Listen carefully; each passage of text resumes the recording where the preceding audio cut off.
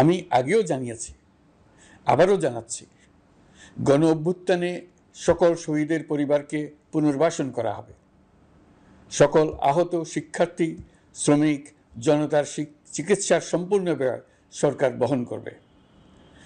আহতদের দীর্ঘমেয়াদী এবং ব্যয়বহুল চিকিৎসা এবং শহীদদের পরিবারের দেখাশোনার জন্য স্বাস্থ্য মন্ত্রণালয়ের নেতৃত্বে একটি পূর্ণাঙ্গ তালিকা প্রস্তুত করা হয়েছে।